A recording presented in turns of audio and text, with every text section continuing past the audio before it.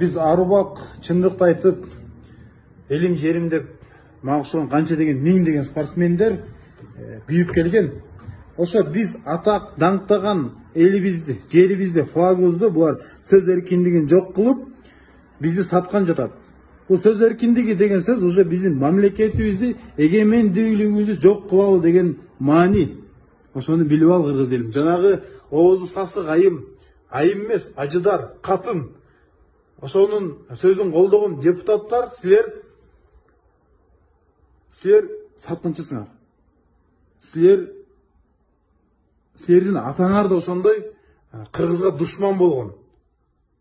Кыргызды сатып, жеп келип, анан силерге берген. Силер пайдалангансыңар, силер ошо атаңардан калган воспитанияны колдонуп, силер сатып жеп атасыңар. Силердин да балдарыңар ошондой сасык болот оозунан. Бетинде нуру жок. Коррупцияга белчесинен малынган. Мен коркпойм ачыкты айтканды. Анткени кыргыз элим, Кыргызстаным мага керек. Кыргызстаным кыргыз элиме керек. Кагылайын элим, жерим. Ойгон, көзүңдү ач. Арзыбаган акчага сатылып келдиң 30 жылдан бери. 30 жылдан бери парламентте ошол эле сөздөр, ошол эле көздөр. Ошолорду биз багып, ошолорду ушул убакка дейин чыдап келтабыз. Багып десек, мына карайлы. Границада эмне болуп атат?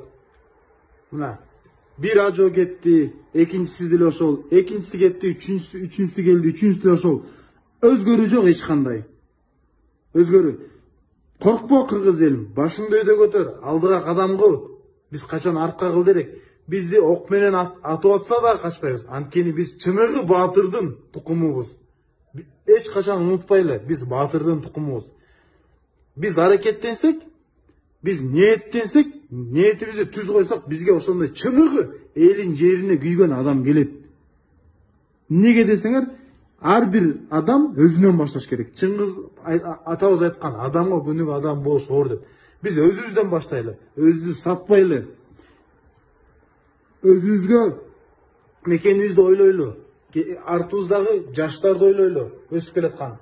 Азыркы идеологияны, азыркы кадам кылып аткан жаштарды колдоп 2020-га выборго апаралы. Мен терең ишенем. Мен ишенем Кыргызстандын келечегине.